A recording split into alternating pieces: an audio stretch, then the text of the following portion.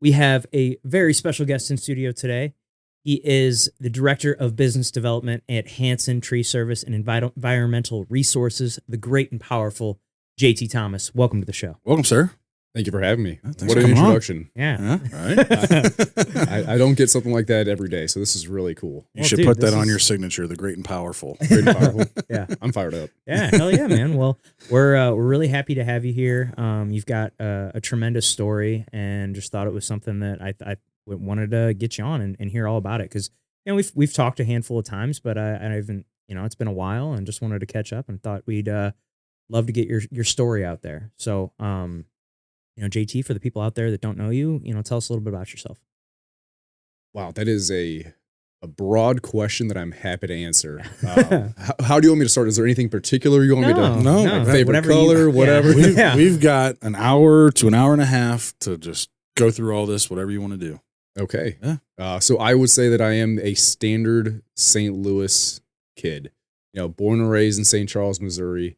Had two loving parents, have a sister, and played sports growing up. The classic soccer baseball combination. I mean, you could just throw a stone and find somebody who had that same kind of upbringing as well. Went to public school, had fun. I went to Francis Howell North for all the St. Louis people who have to ask, who want to know where I went. And then from there, went to Mizzou my freshman year. Wanted to go into nursing because I really enjoyed helping people. That was my backup because being a professional baseball player for the Cardinals just didn't work out. Huh? It didn't. It's really tough to. It's a tough grind. It is, especially when you're 12 years old and realize that you're like, okay, what else can I do? Yeah. Then discovered Mario Kart and Natty Light and Poor Study Habits, and I think that's something that Some drunk driver. yes, Yeah, that's a great Played a game. lot of drunk driver in college. Oh my gosh, who was your character? Toad. Toad? Yoshi. Yoshi? Yeah. I was Peach. Peach was my girl. Oh yeah. I don't know if it was just the aerodynamics of her hair or what, but I think she just had that slight little ability to outmaneuver those Goombas. Yeah. But yeah, that's where I guess the turning point of where my real story and biggest life impact so far happened, because my academics were awful. I had a 0.7 GPA. And my parents said, hey, we're not going to support these kind of behaviors, so you're coming home. I couldn't argue, couldn't say, no, keep me here. Let me waste your money. Right. That wasn't in the conversation whatsoever, and ended up going back to the community college. And believe it or not, when your social life diminishes, your grades improve. Right. That's It's crazy how that happens. Yeah. Really crazy. correlation does not infer causation, but we can see some data. Yeah. I was one of those as well.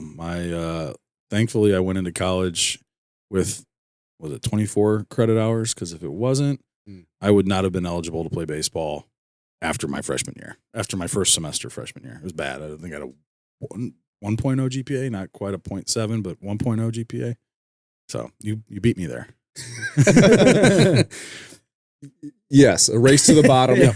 Not a win that I would. Not one we're bragging about, Right. but yeah. No, not this time. But the school, I ended up wanting to switch to business because those kind of courses interested me a little bit more. Like, I can't go into nursing. It was a little bit of a just being honest with myself, saying I couldn't handle this science and skill set of these classes needed. So let me try business. And that's no knock on it, because I found out that just being in business in general takes a lot of work as well. But the classes were more interesting and more fun.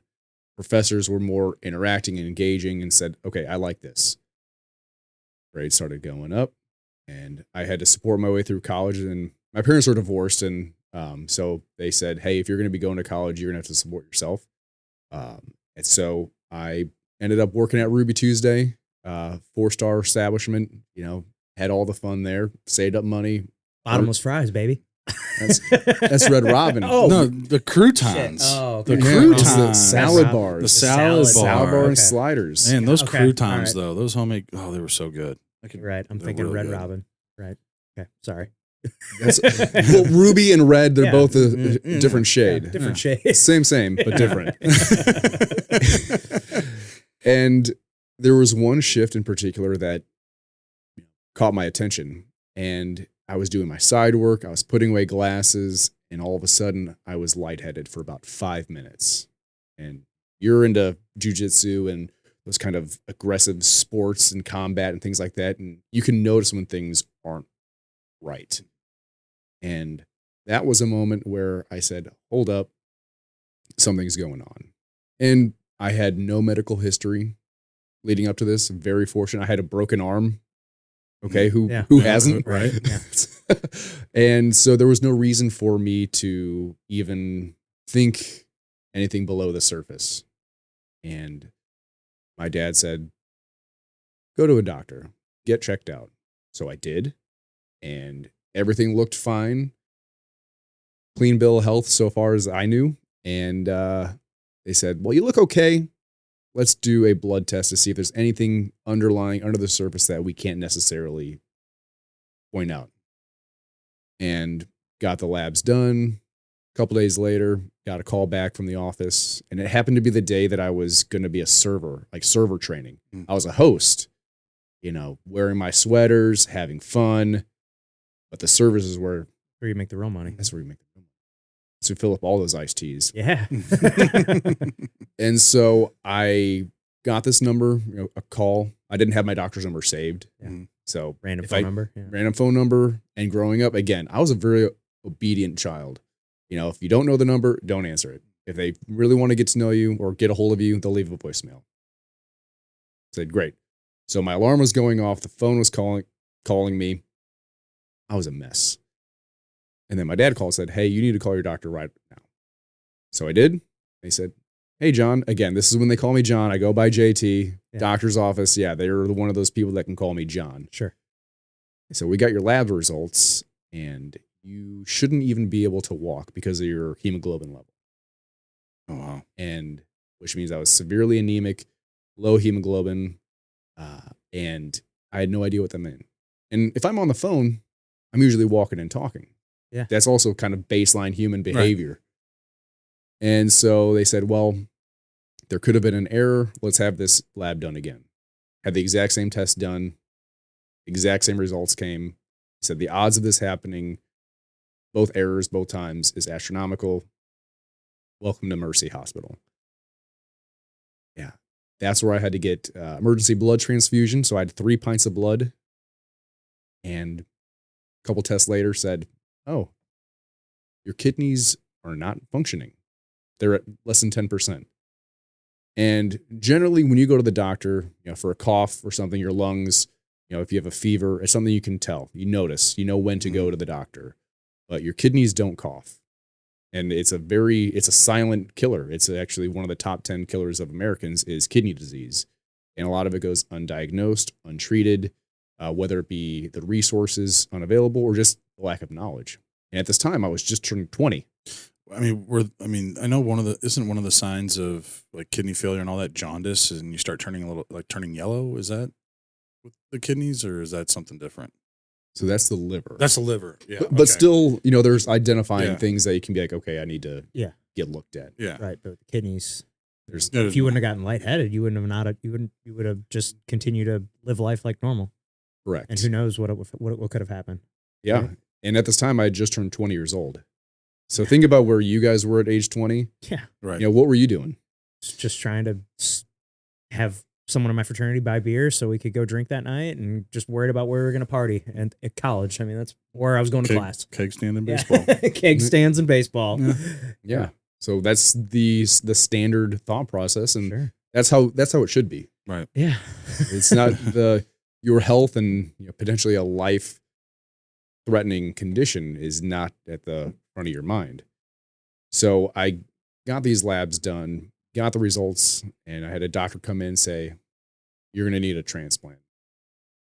So my kidneys were half the size they should be, functioning at less than 10% and about 90% scarred. And this is for me I had no idea. I had no idea that this was accumulating in my system. There was no warning signs. Do they figure out like a cause for that, or Yeah, is there like a is it a genetic thing? Is it like was there something like yeah, were they able to figure out what caused it? That's the fun thing about kidney disease is there could be multiple reasons for it or multiple causes. So I was officially diagnosed with focal segmental glomerulosclerosis. Say that 5 times fast. No thanks. Yeah. But after hearing enough about it and Yeah. learning about it, it becomes familiar. Sure. So for me, there was no initial pause saying, hey, you drank a lot, so you have bad kidneys. That wasn't the case. What I speculate and hasn't been proven is when I was a kid, I had chronic strep throat, and the strep throat virus hangs out in the kidneys. So maybe years built up caused it to hit that tipping point where kidney shut down. And from there, I was prescribed dialysis 3 times a week for 4 hours a session. For the people out there that don't know what dialysis is, inform us. Sure. Dialysis is a procedure or a process generally done, it can be at a facility or at home, where you're hooked up to a machine and the machine itself acts as your kidneys. So what it does, it filters out toxins, it filters out fluids, it just does the jobs of a kidney. So is it pulling? I'm assuming it's pulling blood out of you and going through this machine and getting pumped back into you. Is that how it works, or how does that? Am I wrong there? No, that's correct. That's so right. Okay. first I had a catheter in my chest where they would hook up the blood to go out, Okay. get cleaned, come back in. So it was a 4-hour process. So it's not done quickly, and that way it doesn't create as much stress on the body. But then eventually it moved to a fistula in my wrist. So what they did is they sewed a vein and an artery together to create almost a mega highway for blood. So the catheter in the chest has a high risk of infection because this goes right into my heart. So taking showers, I have a lot of plastic wrap. I think I probably could have invested into Ziploc with the amount of plastic wrap I used and created this little makeshift bandage where I could So you don't shower. get water and stuff in it. Yeah. Correct. So the high risk of infection, that was reduced by having this procedure done. And yeah, still, I was doing that. So 12 hours a week while still going to school, while working, while maintaining a social life, while being a friend, while being a son. All of these things, it got exhausting. Now, since the kidneys weren't working properly and you're going, did you come out feeling better after going through dialysis, or was it something that just because now your body's actually filtering out all the toxins and everything that you need, did you come out feeling better after dialysis, or was this something that just completely knocked you on your ass, kind of like what you hear with people that take chemotherapy? Yes, so it is not to the level of chemo, but I was knocked on my ass. I was going in the mornings. I would start at 6:30 in the morning, Tuesdays and Thursdays, and then I would do Sunday evening was my schedule. So there was more things I had to do throughout the day. Fortunately, I had youth and age on my side because I was the only one, 20 years old. Yeah. All the other people in those chairs were 70s, 80s, overweight, diabetic. Some people had missing limbs. I had a couple people that I would see on a weekly basis ended up passing away because they weren't eligible to receive a transplant because they're still waiting for a transplant too. But realistically speaking, unfortunately, they prioritize someone who's a little bit younger on the waiting list compared to someone who's older. I mean, as they should. You still have your whole life ahead of you to live. They're on the way out anyway. Sure. So Yeah. I mean, that was the reality of my situation. And I would have all these people would reach out to me, saying, how can I be a donor? And this was a time when social media wasn't as prevalent as it is today and utilized as much of a tool as it is today. So that's how I would let people know of updates on my health, everything like that. This is what, like 13 years ago? Roughly? Yeah. So it was 2012. So this whole time period was from 2012 to 2014. So you didn't have all the Instagram influencers and viral There was posts. social media, but it was not nearly to the level it is today. I mean, like I remember, I think I got Instagram like freshman year of college, maybe, but like I never really used it too much. no, I mean, I think it was 2012 was when Instagram came out, because I remember being in pro ball. I was out in Bakersfield, California when I downloaded it. started posting for the first time. Yeah. But I mean, it's just Instagram wasn't What it is. Oh, Yeah, absolutely you not. know, It was I mean, it's brand spanking new. you know, but yeah, like you're saying, there weren't the influencers out there and yeah. Okay. So what was next? So you were, I'm sorry, I didn't mean to cut you off. I forgot where we were. You're fine. Talking about updates on Updates on social Updates. media. Okay. Yes. That's how we got there. And one thing that I wish I would have done was be more honest about how bad things were and how depressed and how to the point of suicide. Really? Suicidal thoughts I was, because I saw through Facebook, through Instagram, all the people that I grew up with for 18 years graduating from college, getting their diplomas, saying that should be me. They're getting married. That should be me. They're getting their jobs. That should be me. So comparison was unfortunately a very heavy presence in my life, because I shouldn't be here. I'm 20 years old. Yeah. Why me? Why me? Yeah. Why me? And I had, fortunately, the type of person that I was growing up is I liked people. I liked people, making people feel good, making them laugh, whatever the case may be. Maybe I was a class clown, whatever. But I had enough people who saw my condition, saw my situation, asked to reach out to see how can I become a donor. And so I probably had 24 people, friends and family, reach out, try to go through the testing. And for one reason or another, they were turned away. Because there are a lot of 24 people willing to give you a kidney. That's correct. Amazing. Speaks to the person that you are.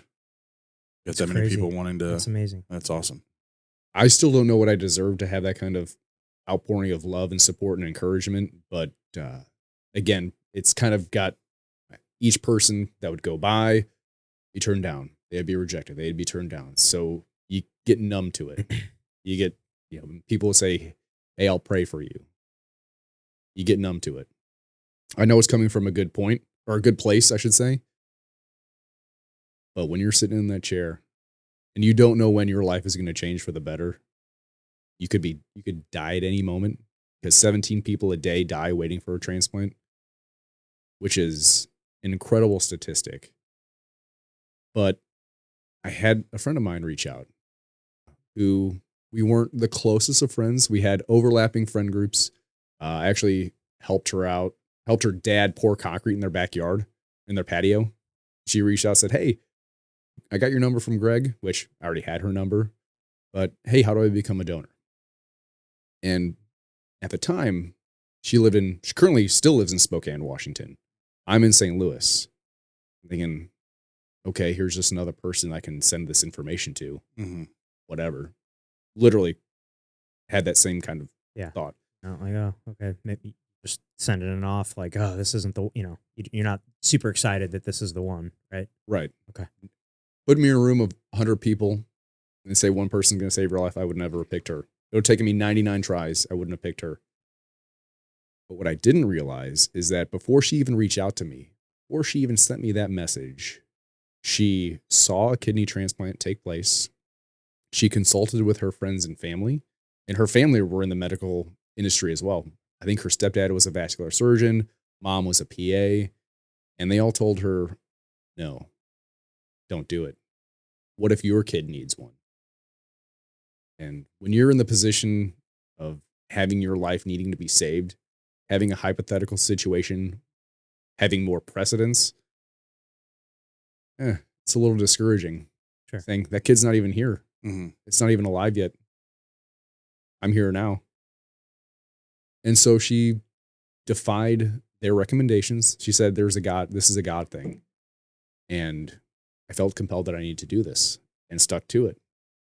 And again, this is all before she even reached out to me. Like, what kind of person does that? Someone who I hadn't talked to in 3 years, literally no contact, no social media, no text messages, nothing. And so things slowly started to forward, gain momentum step by step. And I had learned not to get my hopes up, because again, at any moment she could be turned down, because they have very strict qualifications to be a living donor, which a fun fact is that, you don't have to lose your life in order to become an organ donor. People see on their driver's license, check the organ donor box. They don't realize, well, I don't have to wait lose my life to give somebody else life.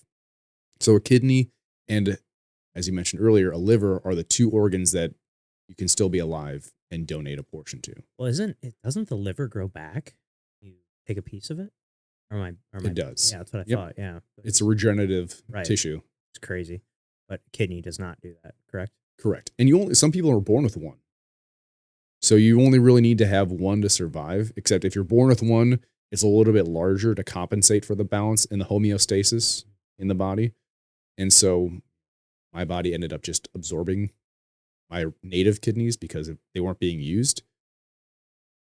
So the momentum keeps building. And she ended up getting to the point where she flew out from Spokane to St. Louis for the final testing. I'm still on dialysis. I'm still waiting, still set to be here for the rest of my life if necessary. That was the mentality that I had and the mindset. And then she texted me with this sticky note this was at the end of May, and it just had June 24th written on it. I'm like, I knew. That's incredible. That was the date of the surgery.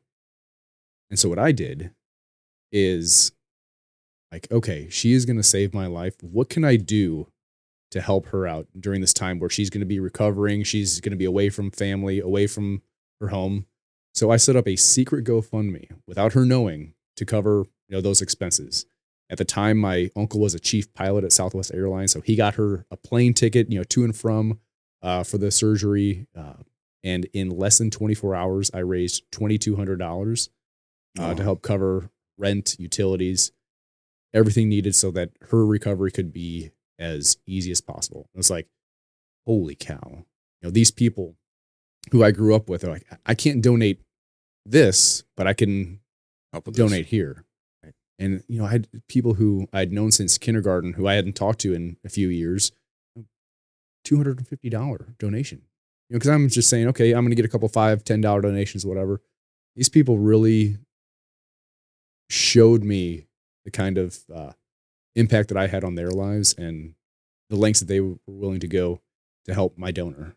And that's something that I can never repay financially or literally in my life. So so she has the surgery, has one of her kidneys removed. They put it in you. What's next? What's that recovery like? I'll tell you this. I was on dialysis for 2 years, 4 months, and 13 days for a total of 1,464 hours, which if you break that down is 61 entire days. So I had 2 months of my life spent sitting in this chair. And I got used to feeling a certain way, feeling bad, feeling fatigued. It was almost like I was living life on a low power mode on your phone. Still working, but very limited. And you get used to it, you get accustomed to it, and your body adapts.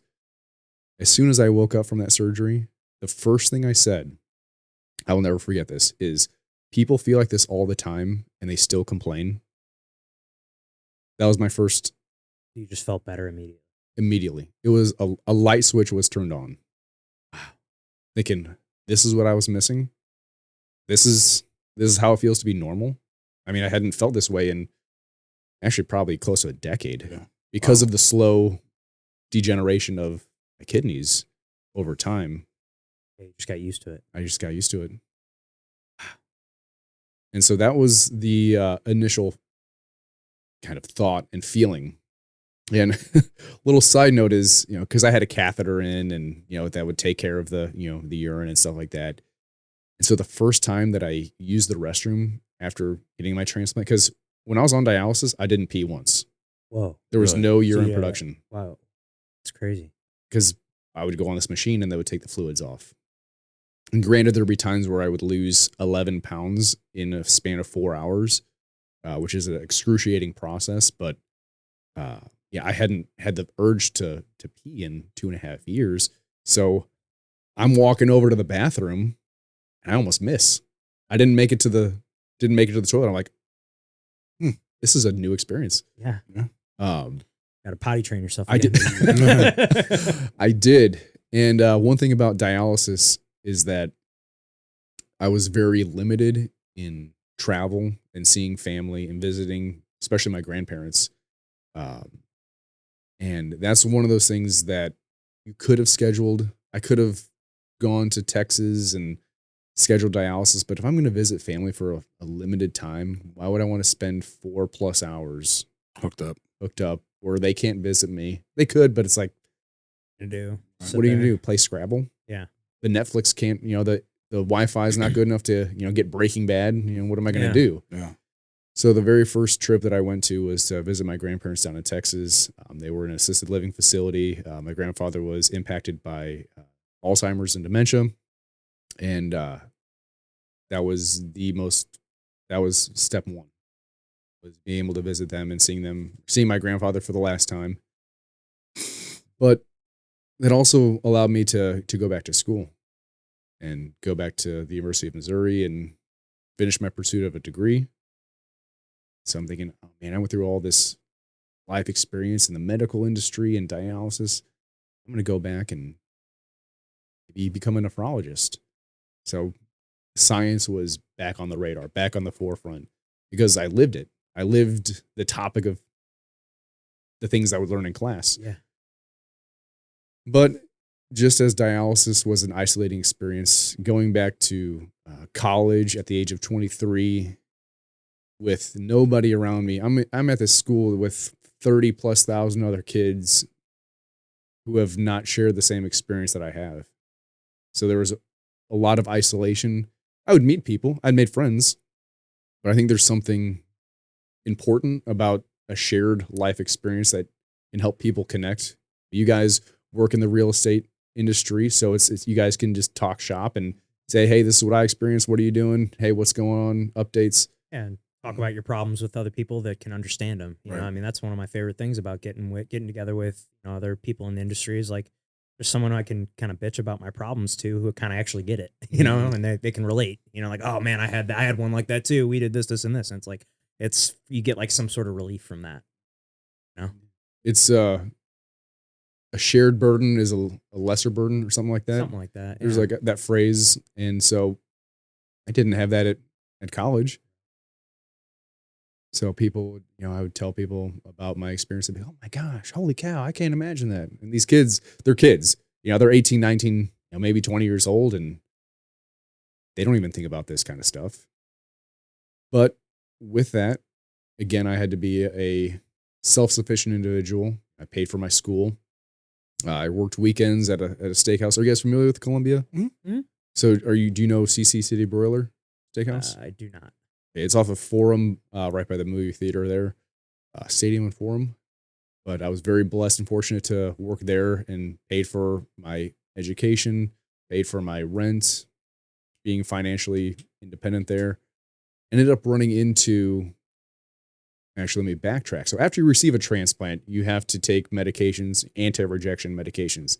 So your body is a wonderful machine that always is looking for threats. And I have somebody else's DNA in me. I have an organ, a foreign object that my body is constantly and continuing to attack. And you're still on that today? Correct. Okay. For the rest of my life. Okay. Or for the rest of the life of the transplant, I should say. And so I take this cocktail of immunosuppressants. So my immune system is suppressed a little bit. I mean, as the name says, so I get sick a little easier. But I was working one day. This is just a serendipitous thing. This is a God thing. And, going through this experience is hard for me as an individual not to have faith being restored. But I shared with my coworkers when I first got on board, that I'm a kidney transplant recipient. I'm going to school, earning my degree, pursuing a Bachelor of Arts in biology. And one Monday, it was a Monday in May, that I picked up a random shift because you can come in, if you come in at 4:30, after all the prep work is done, someone wants to come in, they can pick up a shift, and someone wants to go home, cool. So as long as you're there at that time, good to go. Well, we had this separate room that was used for conferences and dinners and parties that you could reserve. And the server who was working it said, hey, JT, they're talking about transplants in here. You should go say hi. I'm thinking, twist my arm. Mm-hmm. Let me I walk around this back room, walk in, and I see the name of one of the medications that I take on a daily basis. Hold up. Weird. Yeah. Weird. Mhm. Of all the people, of all the industries, of all the medications, they're here on this night on the day that I pick up a shift. What's going on? So I went over to the rep there and introduced myself, say, I take that. And as a 20-something-year-old kid, Yeah. They're like, is you? Yeah, Yeah. exactly. That was his exact response. Said, yeah, I'm a kidney transplant recipient, student at Mizzou. This is working here, pay for my stuff. And at that time, they were building a patient ambassador program. And said, hey, we would love to have you. After exchanging email, stuff like that, said, how would you feel about being an ambassador for our company? So I would be able to go and travel. I traveled the United States while a student. School was a priority. As a student while in school, traveling to different dialysis centers, I spoke with patients, surgeons, nurses, people in the pharmaceutical industry. I was able to be a ambassador representative at Capitol Hill up in DC, talking with congressional staff members about passing legislation. And it was the most incredible experience ever. Wow. Yeah. And being able, and that was the first time I got to meet other transplant patients. So you're around the people that gone through a similar experience. Did you run across many that were your age? 2. Oh, wow. Yeah, so not a lot. Yeah. Not a lot my age, but we did go to the Transplant Games of America, which is a biannual multi-day event highlighting just the entire transplant field, which is going from donors, recipients, donor families. So the people who have a child that loses their life and they decide to donate the organs to save others, those are the people that are held in the highest regard. But it's just a day for people to get together, play, compete in different sporting events like a 5K basketball, pickleball, just like your court here. They have ballroom dancing, golf, all this stuff just to glorify the process and the experience of the transplant journey. And got to witness that for the first time was a very unique thing. It was a whole new world was opened up to me that I had no idea existed. Do you still participate in that? So not as an athlete, but I will be next year. So Okay. As an athlete or as an athlete, ballroom dancing? I was getting fitted for an outfit for that, but they didn't have heels my size. Gotcha. So Darn. yeah, it was more of a length, not a height Gotcha. issue. Okay. So it had to be custom made, and by the time that it Yeah, I get it. came to fruition, Yeah. it's out of my price It's too range. bad. So what are you going to be doing? So I plan on running a 5K, Sweet. golf, pickleball, and basketball. There Those you are go. my top, and I'm going there for a medal because they do have medals. It's not just like a hey Right. rah rah. Let's just You want that gold. I want that gold. Yeah, hell yeah. Yeah, it's like okay, it's good for the community, but it's also good to compete. Right. Yeah. Why not? It's like I was given a second chance at life. Let's see what this body's capable of. Let's glorify God and the opportunities that I've been given in this specific way. And that's just the coolest thing ever. So I was doing that. School's going great. I don't want to brag, but I went from a 0.7 GPA to a 2.7 cumulative GPA. That's incredible. Ended up with almost like a 3.7 my final semester. That's awesome. And so Good for you. thank you. Congratulations. It was one of the most, it took me 9 years to get a 4-year degree, Hey. but it doesn't say the timeline on those diplomas. Right. And I graduated in December of 19. Well, what happened spring of 2020 that Yeah. is like, I is think there there was something that happened something- globally that was Yeah. pretty big What, deal and kind of changed the economy and a lot of other things. Was it a trade war with China, maybe? There was a guy that ate a bat. Something. Yeah. I think he was doing something with a bat. Yeah.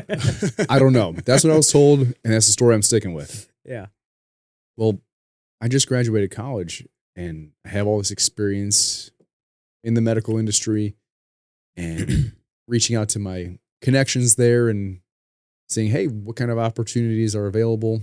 Well, and then COVID happens and things shut down. And as someone who, for the first time, people cared about my health situation, from a we could get you sick perspective. Because Yeah. in class, if someone was sitting next to me with the sniffles, Yeah. all right, I'm going to get this for another 2 weeks. Mm-hmm.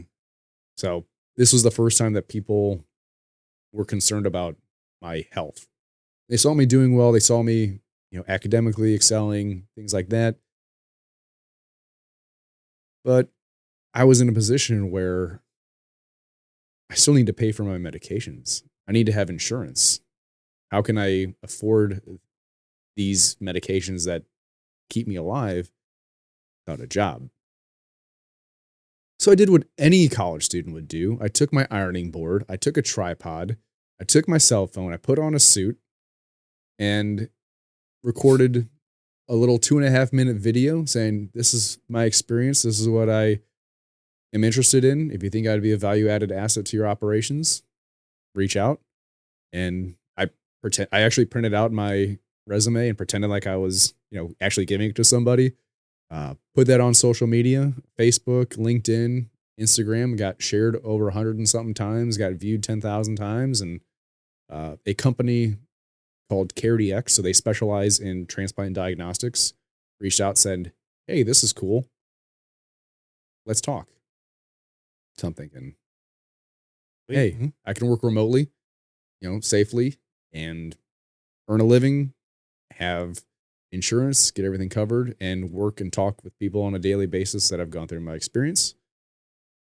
It's great. Sounds like a win. Mm-hmm. Sounds like a win. It was. But I'm an ambitious individual. And so I wasn't in sales. Would love to have done sales, but you have to have 5 years experience. And I guess 10 years of life experience doesn't equate on a business level. And every quarter I would reach out to my manager, say, hey, what else can I do? How else can I add value to the company? Hey, I have some ideas. And they'll say, okay, yeah, we'll pass it along. Well, after 3 years of talking to the void and Nothing happening, I decided, hey, I think I've hit my professional ceiling with this company and decided to look elsewhere. And again, another serendipitous event. So as stated earlier in my introduction, I'm currently the business developer for Hanson's Tree Service and Environmental Resource. I actually I've known the current president for 20 years and grew up with his cousins. So familiar with the family, familiar with the business to an extent. Ran into him at a local political event and he said, I have an opening in my company and I think you would fit well in the culture. Want to have a conversation? I said, yes. I knew nothing about trees and anything that they did. And so they had me on the product sales. So not only do we do tree work, full service tree company, but we also manufacture a premium mulch, compost, and bioengineered soils. So I dove headfirst into a brand new adventure, took a leap of faith. Again, it was another God thing that says, hey, this could be a good opportunity for you. And it's been a very rewarding experience so far. It's great. Yeah. Well, I mean, before we get into, I guess, kind of what you do now, but like going back to everything you went through, you faced mortality at such a young age. How has this influenced how you look at like risks, challenges, life itself now? Yeah. Facing your mortality at the age that I did, which a couple things that I didn't share, that I actually faced my own mortality 3 times in a span of 2.5 years. The first time was if I didn't get diagnosed, probably would be not here. The second time is, when we're on dialysis, you don't have to not only be concerned about the fluids you drink, but you also have to be mindful of what you eat as well. And so there are 3 main things that I had to focus on was sodium, potassium, and phosphorus. All of these things, if consumed in a higher than recommended levels, could be detrimental. And so sodium causes fluid retention, has extra strain on your heart, Phosphorus, if consumed in higher levels, it leaches the calcium from your bones and they become brittle and painful. But where I had the issue was with potassium. So there was a day where I had elevated level of potassium, and the term for that is hyperkalemia. And it caused me to have a small heart attack, and I lost consciousness and split my chin open, face first on the concrete. I ordered the Tom Brady chin, but they couldn't really get that. But that was another time that I faced my mortality. And while also on dialysis, I'm on medications for blood pressure to help monitor that. And one that I was taking was called minoxidil, which interestingly enough is a primary ingredient in Rogaine. So one of the side effects was growth and darkening of facial hair. And as a kid who was 20 years old and couldn't grow a beard to save his life, if I could grow a beard, heck yeah, I'm going to take this medication. Well, they changed my prescription and didn't notify my insurance, and I ran out sooner than what my prescription should have. Ended up, my blood pressure rebounded. Had a blood pressure of 220 over, or it was like 205 over 128. Nearly had a stroke. Had to go to the hospital, and they pumped me through all these medications. And night, I brushed my teeth. Crazy. Fun fact about me, I brush my teeth at night. I'm in the hospital in a horizontal position all day, getting all these medications pumped into me to help lower my blood pressure. Well, I stood up, ended up having a seizure, coded, and that was number 3 times of facing my mortality. So going back to the original question and how I view life and risk and things like that is that I'm in not a hurried, but I know the value and I appreciate life and time a lot more than maybe other people my age, my peers, especially at the age of 20, 20 to 22. Again, not a lot of people have fortunately gone through that circumstance, but I'm a lot more patient too, because I understand, hey, maybe it's not a big deal. Maybe I can just kind of let this go. Maybe it's better for my peace and my sanity if I don't get involved in this altercation, whether it's verbally or physically or whatever.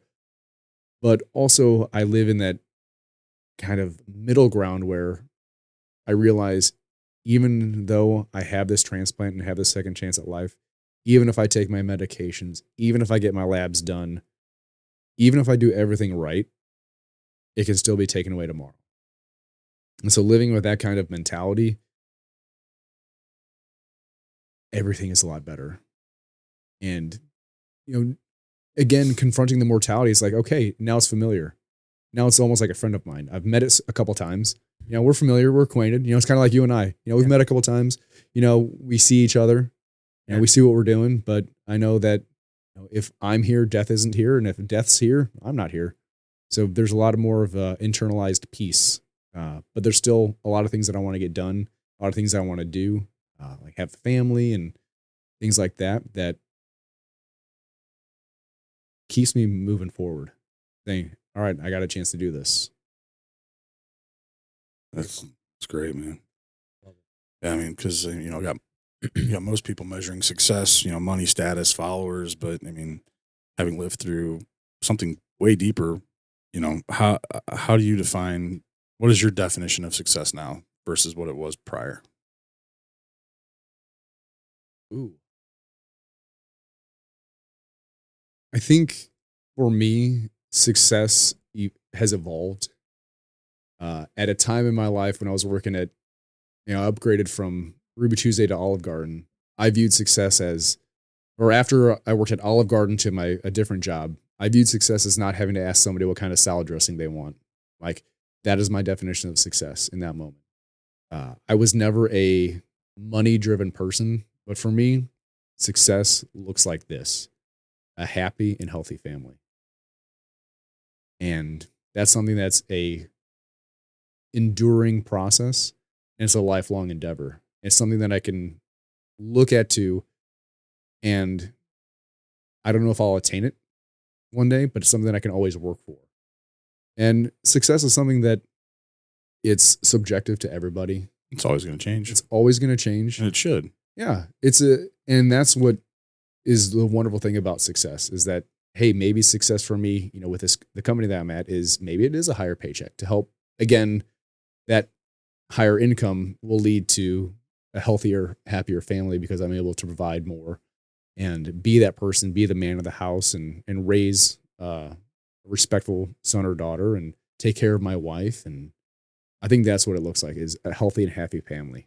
And that's something that I can look back to and look forward to. And just that's what fills me with joy. And that's success to me. Speaking to family, you're about to be a dad. Yeah? I am. That's Exciting. awesome. That's exciting, man. When's the due date? January 21st. Be here before you know it. Very Yes. nice. I think today is week 20. So you just Ooh, halfway. halfway. Yeah. Ooh. Are you waiting to be surprised or you know the sex already? So we are doing next week. So this is one of the favorite things about my wife is that even though she's lactose intolerant, she will eat ice cream. and some of our first few dates, because she at the time she lived in House Springs and I was in St. Charles, and our middle ground was Kirkwood. Okay. So we would go to Andy's. Yeah. And eventually I was like, you know what? Let me just put some Lactaid in my car. I like this girl. That's good for you. Let's have ice cream. Yeah. And so next week is going to be the anatomy scan, and we're not going to find out then, but we are going to have a small intimate gender reveal. And how we're going to do it is we're going to be pouring sprinkles onto a bowl of ice cream. Okay. Perfect. And so it's so exciting. I tell her every day, but I don't think she gets enough credit for what she's done and what she continues to do for the family, because it took us a few months to get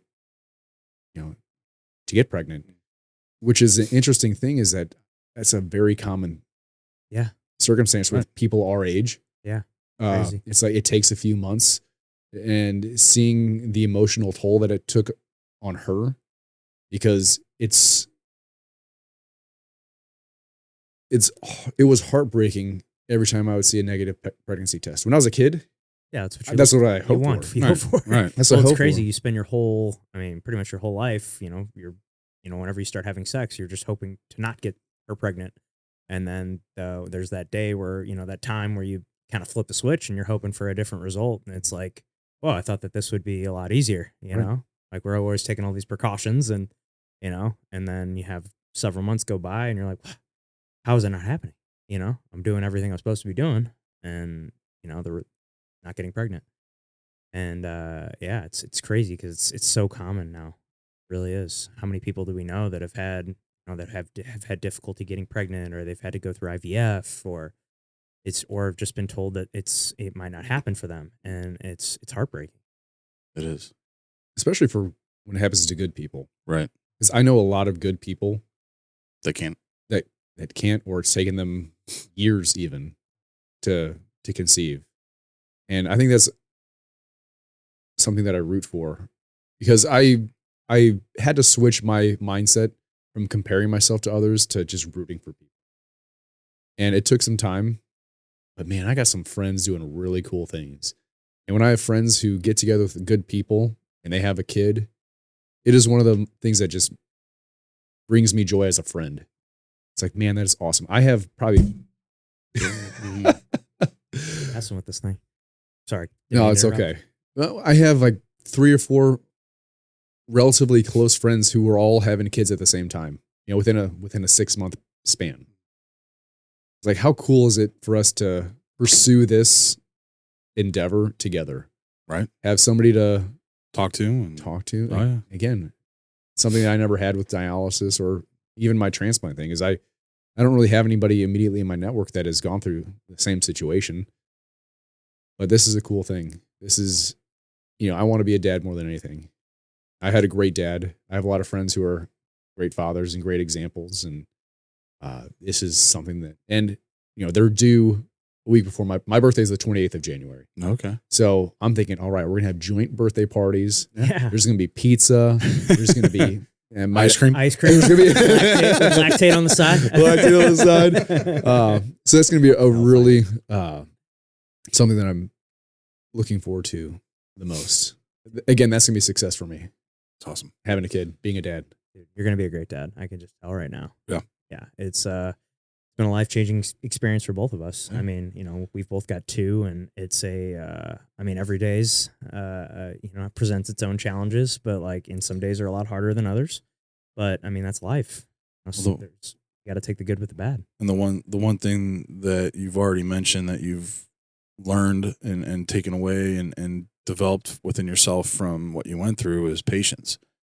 And that's hands down the biggest thing it took having kids for me to learn is patience, because it is, it can be tough, but having that patience is the biggest thing. I think that's the biggest thing I've learned with having kids is patience. I'd agree. Yeah. I don't know if this happens for you or this is how you feel too, but like other people's kids, like at a restaurant, absolutely, get your kid under control. Yeah. And it's like, then you have one. It's like, oh wait, Yeah, they're doing the best that they can. Yes. They're new to this too. Yeah, like I remember, young years ago, you hear a baby crying on an airplane or something. You're like, oh, come on, But now it's like, oh, yeah, I've been there. I know what that's like. Yeah. Yeah, poor guys. Like I get it. Oh, it's you don't even think about it. And honestly, you kind of get to a point, and I'm sure you've been there too. Like especially when they're really little and they're crying a lot. Eventually, they cry so much that it always bothers you a little bit. But like you don't hear it. Kind of go numb to it. You kind of get numb Yeah. to the screaming and the crying and the fits and stuff after it happens so often. But it's never great, but you can just feel for people whenever you hear them experiencing that on an airplane or at a restaurant or anything like that. It just doesn't bother you anymore. No. Yeah. You're definitely used to it, and you're just at that point you're just like, man, feel bad for those parents. Yeah. You quit thinking about poor kid. Like, oh man, I feel for those parents. You put a drink on your tab. You're like, Yeah, hey, exactly. It's like, hey, Yes. this is. I will say one of the coolest things I think I've come across, and I'm going to start doing this. Maybe not so much now because my boys are 5 and 7. So that's weird to say 7. Yeah, just turned 7, Just right? turned 7, yeah. But when was last year, 2 years ago, we were on a flight, and this woman had I'd say a toddler, and she packed these little plastic bags with like candy and things like that and was just like walking around and passing them out within like the rows around her, and just said, hey, this is and it's like had a little note, like if it was from the toddler, like, hey, this is my first flight, and I just want to say thank you for being patient with me as I navigate through my first flight on the plane. Here's some goodies. Hopefully this helps if I decide to get a little cranky. And I thought that was awesome. That's hilarious. genius. That's It was I great. love It was awesome. And I mean, like it had like a granola bar in there. It had some fruit snacks. I mean, who doesn't love a good thing of fruit snacks, right? Like, Yeah. mouth watering just thinking about it. But it was awesome. It was the coolest thing I've ever experienced. And I was like, damn, I wish I would have thought about that when I've flown all the time with these kids. Now, Yeah, it's a great thought. now they're good. They love flying now. So Yeah, we took our youngest on a flight to and from Florida this past summer, and he did great on the flight there. Flight home was a little rough. He didn't. they want to leave. Well, both of my kids are not. They don't sit still. Like they don't. They gotta go. Like like my youngest. He's a year and 2 months now, and he's he's just wild. The kid just is, he's walking now and he just gets into absolutely everything. His go-to things are he loves going into the bathroom on the first floor and sticking his hands in the toilet. And then his second favorite thing, or it might be his first favorite thing, is going to mess with the dog's water and food bowl and like splash in his water bowl or grab the food and try to start eating it. And I'm like, dude, can't do that. He's got the dog in him. Yeah, he's got the dog in him. Yeah, he's got that dog in him. Yeah, he's a character, man. But it's so fun, man. It's like, especially like when, at least everything I've experienced so far, there's just always these firsts. That's so cool. Like my oldest right now, he's super into puzzles, and like he can put together these like 60-piece puzzles like all by himself at 3 years old. And I'm like, dude, this is like we just keep buying him puzzles because he like, as long as it's something cool that he likes, like a Spider-Man puzzle or You know what's you next, right? what? Legos. Legos are next. Ooh, Oh, yeah. Get me back. That's where it into gets really Legos. fun. I'm excited. Yeah, Legos, and then when they start playing video games, I haven't played video games in like forever. But that'll be kind of like a fun new experience to like get back. Because I was super into video games when I was like older or younger, but then after college, like I couldn't tell you. I mean, I've probably picked up my Xbox controller like twice in like the last 10 years. Honestly, if I wasn't using it for like Netflix, which I I pretty much just used it for Netflix for years before I got a Roku. Right. Well, seeing like we don't even have that, like, what, 5 years apart. Like, I didn't have the video games that you guys grew up with. I mean, I honestly, I never really got into video games. Oh, really? Yeah. Were you into video games as a younger kid? I had the PlayStation, and Yeah. my games were Madden. And again, I played on easy mode. Mhm. I never played against anybody. And I would just play. I mean, I think it was like Madden 99, 2003 that had Marshall Falk on it, Yeah. and 2005 with Ray Lewis. But my wife and I just brought over the Super Nintendo Oh, for our parents' OG. house. OG. So I'm like, we're playing Super Mario, and it says 1984, 1982. Like, this is it. I think some of these things that are just too hyper 40 years realistic. old. Yeah. It's crazy. I'm like, I don't know. Just give me a guy climbing down tubes, eating mushrooms, and Yeah. throwing turtle shells Yes. against a giant lizard. Like, that's How much acid were these guys on when they created this game? well, it's a Japanese guy with a with an Italian plumber. Like, Yeah. that's diversity right there. Yeah. Yeah, played by a white guy like me. So it's like, all right, and it's a good time. Oh, it's great. Yeah. But yeah, I played a little bit of like NHL 2011, like NHL, like sports games Yeah. Mhm. was my thing. I never really got into like Call of Duty or anything like that. But I saw guys lose their baseball scholarships because of Call of Duty. Yeah. They would sit there and just play online for hours and hours and just like, I mean, they would pop an Adderall and they'd be playing for 24 hours straight. Not even go to class, nothing. It was insane. Yeah. I'm just like, how? I'm watching. I'm like, this doesn't look fun. I don't know. That was just me. Yeah, I mean, I got into Call of Duty for a while. I was never that good at it. There's only a handful of games that I felt like I was pretty decent at. Halo was one of them. I was really good at Gears of War, the original back in the day. And then I just, and then you get into, after post college, I just, I started the barbecue restaurant with my buddies, and that was, that consumed so much of my time. Then I got out of that, got into real estate, and I just never, and then I got into jiu-jitsu, and I just never had time for it. It's such a time commitment to get good at it. It takes, you got to put in so much time. But being honest, I think also I had a little bit of motion sickness watching my buddies, just the screen going back and forth, like the movement of that. I was like, how do you guys not get sick from this? Like, just my stomach hurts watching this. Yeah. Motion sickness, sitting in a chair watching these guys play Call of Duty. Yeah. But I don't know. Well, JT, faith has played a big role in your journey. I'm sure there was moments where you kind of talked about it earlier, but kind of questioned everything. But obviously, everything that happened to you. Obviously, I would imagine that's kind of solidified your your beliefs and everything. yes, so I grew up standard Catholic family, and so that's where a moral root and religion was part of my life, and that's because it wasn't by choice, growing up. Yep. And as I got older, I kind of wasn't as strong in the faith, and going into college, I had so much stuff going on. I didn't participate in church or anything like that. And then going through my waiting on dialysis and having people saying, I'll pray for you, I'll pray for you. Again, it was something that you kind of got numb to, kind of like a crying kid. Yep.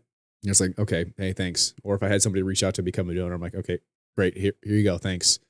And I would be cordial and be appreciative. you. Yeah, it comes from a good place. And there was one specific evening that I will never forget, and this is what restored my faith. And people may have their doubts and their opinions. I'm not trying to impose that you have to believe this, that, and the other, but there was one particular evening working at Olive Garden and worked a double shift, and I lived with my dad at the time, and I was just ticked off. I was at my wits' ends. I had a bad night, going through dialysis, no end in sight. There was no finish line.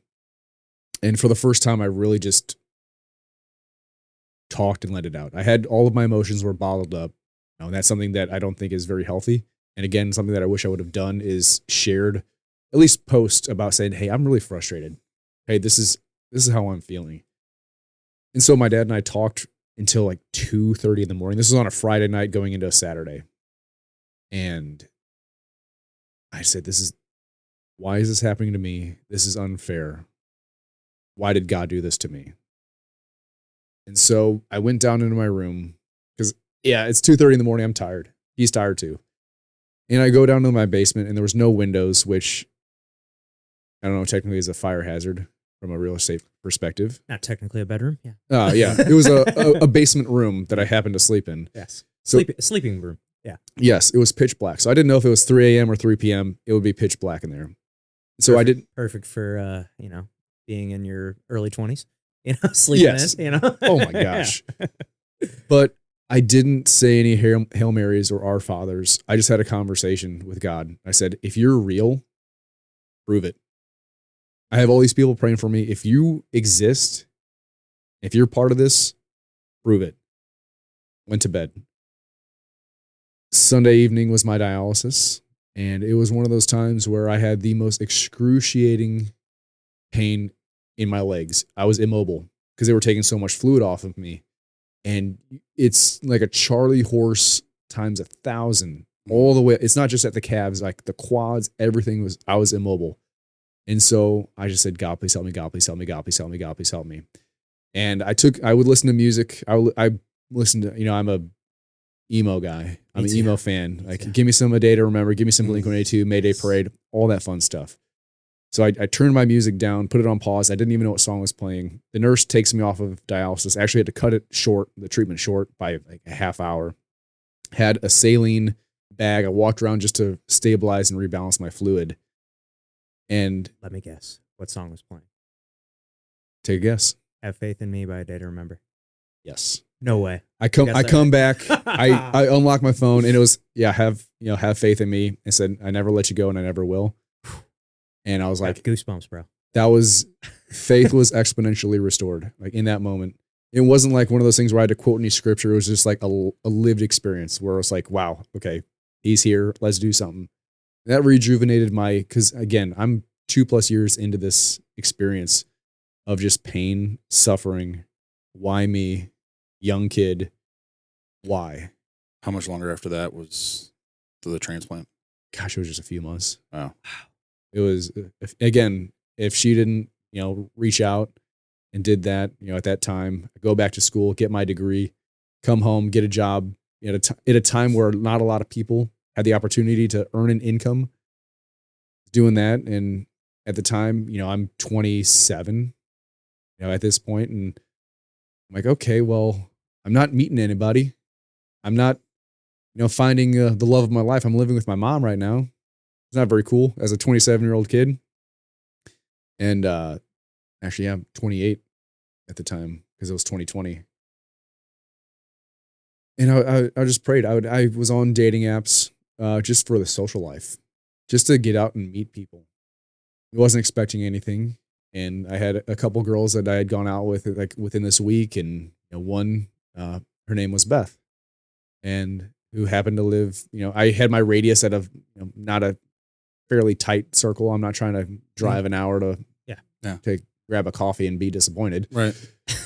But again, I was praying, to say, hey, let me be the right person. Let me find the right person. And she happened to be at this women's event at the St. Charles Convention Center. And she was in my little radius. And let me backtrack. After I got my transplant and before I went to Mizzou to finish my degree, I chose to be baptized again and to announce to the world, Jesus Christ, my Lord and Savior. And so having this just life experience and being a patient person and knowing the results of what can happen with delayed gratification, I met this girl named Beth, got a coffee, and it was within the first couple messages on Hinge. I was like, hey, let's just get coffee. Let's just meet. And my expectation and all of my expectations on dating apps is we're going to have a nice time. In this moment, hey, this could be the only time I meet this person. Let's have it pleasant, go from there. Well, after having coffee with this girl, I heard God's voice saying, pay attention to this one. That's it. That was, at the time, there was like 3 other girls who I'd gone out with it that week. And after meeting Beth, said, pay attention to this one. And so she lived in House Springs. It was about a 40-minute drive each way, met in Kirkwood. And she was a woman of faith and family oriented. And she said, hey, do you want to go to church? I said, it's been a while, but okay. So ended up going to church again, having the Christ more present in my life and in our lives. And we actually made the decision to practice celibacy, while we were dating. And we were both kind of at the point where we're thinking, okay, this is the person for me. And again, celibacy is just a taboo topic nowadays, right, in a culture that's just hookup culture and, body counts and all that fun stuff. And we made the decision to, hey, let's hold off and wait until marriage. So ended up getting married on March 16th of 2024, and specifically March 16th because of the scripture John 3:16, because our relationship is rooted in Christ, and now our family and the family that we're growing is rooted in Christ, because we're praying for having a kid, prayed for that, and our prayers were answered because there was one day in I think it was April that she kind of had this feeling, and then she looked, she was driving to work and saw a rainbow in the sky, and a rainbow is a symbol of God's promise. And so that's, it's really hard not to have faith. And, just seeing the life that I've lived and the experiences that I've had, it would be foolish for me not to acknowledge a presence guiding me through this. The trials, the tribulations, the pain, the suffering, the agony, the victory. Maybe that's my purpose. Maybe the reason I'm on your podcast is because maybe by sharing my testimony and my experience, somebody else could be either going through a health circumstance and say, hey, that guy went through it and he did it the right way. Maybe I can get through it. Or maybe someone who's listening to this and maybe they're on the fence about returning to church, or maybe they have a poor perspective or image of people who follow Christ, and they listen to just my simple conversation, and they say, oh, maybe that's something worth exploring. Maybe there's something that happened in my life that I can't explain, or looking back, that can really lead me in the right direction. And I'm not the one to push any sort of beliefs on other people, because to each their own, but my life's more at peace because of it. Why would I want to leave that? Right. Absolutely. Oh, that's awesome, man. Well, one of the things that we talk about on this show is like kind of, and with you becoming a new father, how this is kind of like a time capsule for us. If something were to happen to us, our kids can kind of look back and see like, oh, hey, this was my dad. This is what he thought. This is how he was, and what he was all about. Using that same thought process, if you're looking at this and your son or daughter, whatever comes, what's one message, or what's something that if they were to watch this 18, 19, 20 years from now, what's one message you would want them to leave with? Wow. Just something we think about a lot. It's like, well, if anything ever happened to us, it's like our boys would have, a lot of hours, hundreds of hours of us. They would want to listen to every episode. I know I would. I'd love to go back and see what my dad was like in his early 30s. Like that'd be my dad's still alive today, but I don't. They had me in their late 20s. I don't remember what he was like in his early 30s, and it'd be cool to be able to look back and see what my dad was like at my age. Yeah, so it's kind of something we think about a lot. Mine was about my age now when I was born. I would tell my son or daughter, we call affectionately baby T because we don't know if it's a boy or girl. Yeah, baby T. that before I knew you, I loved you. Before you arrived on this earth, you are already so loved, appreciated, supported. And I will do whatever it takes to continue that feeling and have you never question that once in your life. And whatever you want to pursue, I will support. Whoever you want to be, I will support. I love you. Let's have some pizza together. There you go. Yeah. At our birthday. Let's do it. One thing I've really admired about you, I've been following you for a long time now, and is your your dedication to your fitness. And I know you've done 75 hard numerous times. And is that something that you like post sickness, post transplant? Like you're like I've got kind of a new lease on life, and I need to take advantage of this and really live it to the full extent. And it seems like you've made your health a giant priority. Just something I've really admired about you. And yeah, I mean, aren't you doing 75 hard right now, or am I thinking of someone else? No. No. But I am doing a year-long transformation just to kind of see what does it look like from January 1 to December 31st to see if I follow a program, if I follow a diet, what kind of changes can I make? And this kind of the fitness aspect kind of goes back to during my academics. Because when I was balancing school, work, and dialysis, well, health was number one. Health was the thing that took the precedence. And someone gave a piece of their life so that I may live. Again, it's a very Christ-like analogy. But why would I squander that? It would be an insulting. So I don't know if this is a HIPAA violation, but my donor's name is Nikki. It's not a HIPAA violation, but we're not telling on you. Okay. Health is one of those things where it's still a priority. Because I want this body to last as long as possible, and her gift and her decision, because it's a permanent decision. This isn't a lease. This isn't a guarantee. This isn't a, hey, you can have this. You can't enjoy this life. You can't enjoy these experiences for 3 years and then you got to give it back. This is, I don't view fitness for an aesthetic thing. I don't view it as a way to get a PR on things, which sure they may happen, but at the end of the day, it is so that Nikki's decision, she never regrets it. And it puts me in a position where I can perform at a high level. I know what it's like not to. I know what it's like. I know how good life is now and how bad it was before. Why would I want to go back to that?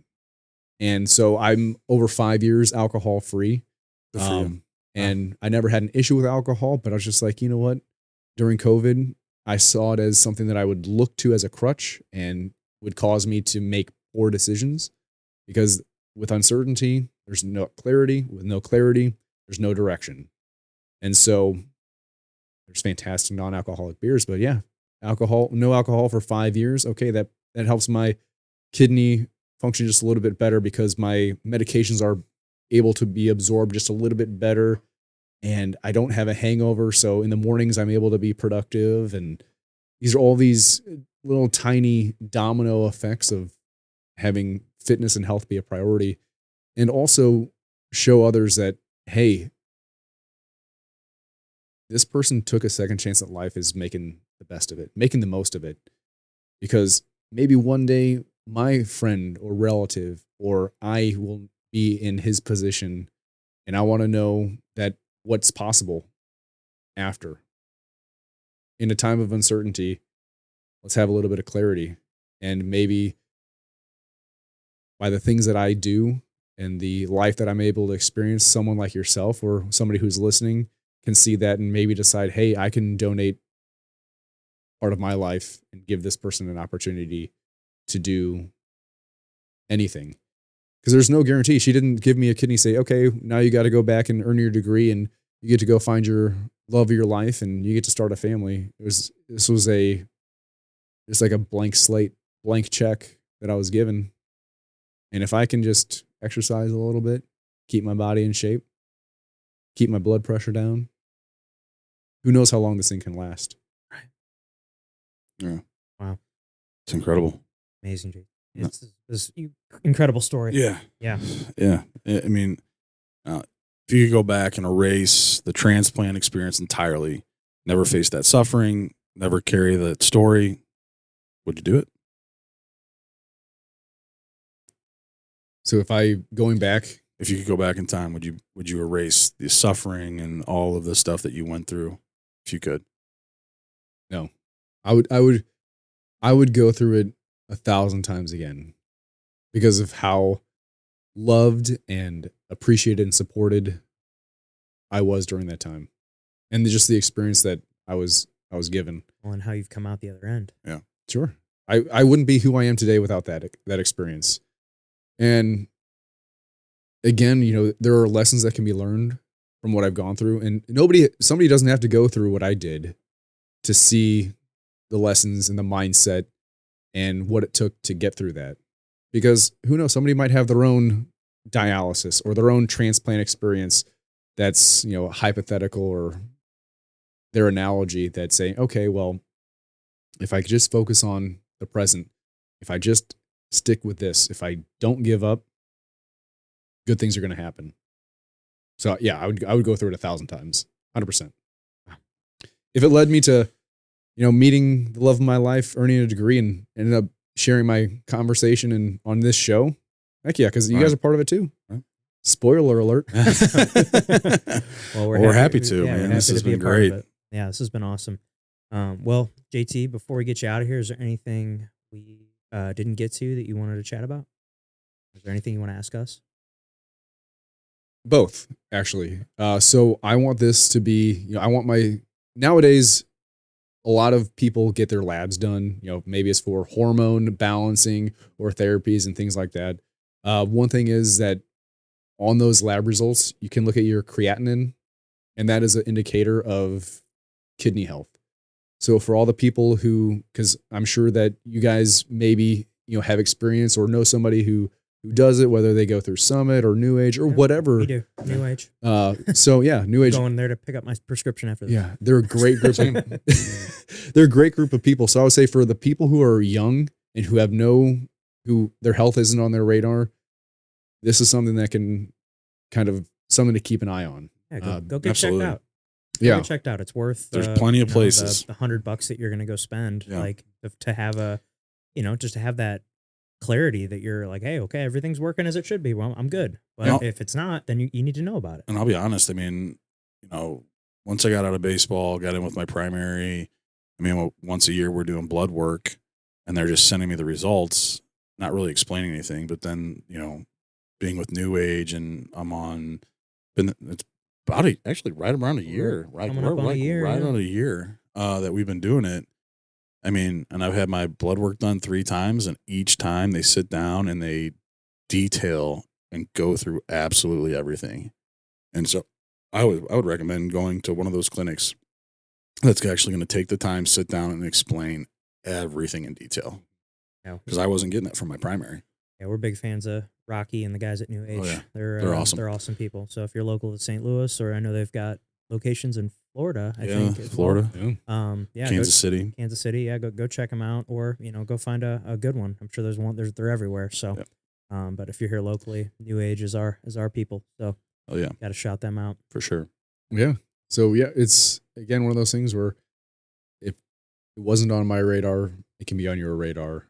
Something to keep an eye out.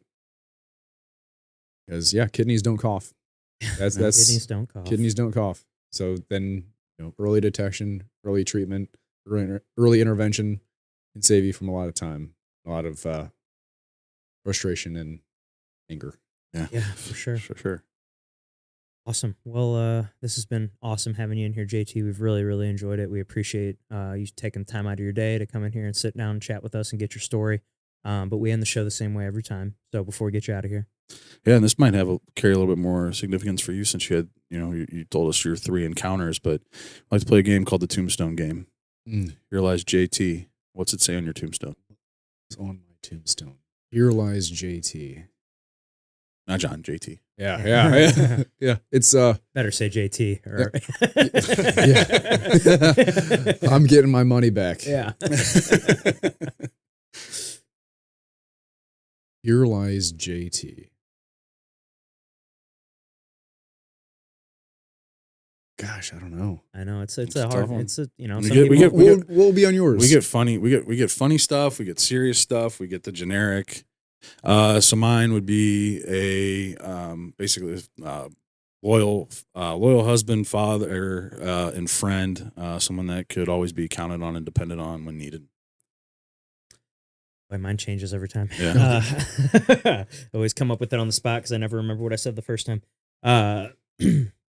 Loyal father, husband, was there when people needed him, dependable, and friend to all. Ooh, I like the front all. Here lies JT Thomas. I'm gonna copy your guys a little bit. It's fine. Go for it. Loyal father, loyal husband. Sorry. Yeah. Devoted father. And he did it the right way. Perfect. Love it. Well, thank you again so much, JT, for coming in. And thanks to everybody at home that watched or listened to this episode. If you haven't clicked that subscribe button yet for us, please do so. Pat and I have a goal to get to 500 subscribers on YouTube for the end of 2025. So help us hit that goal. Hit that subscribe button, click that like button, comment what you thought below. We will see you next time.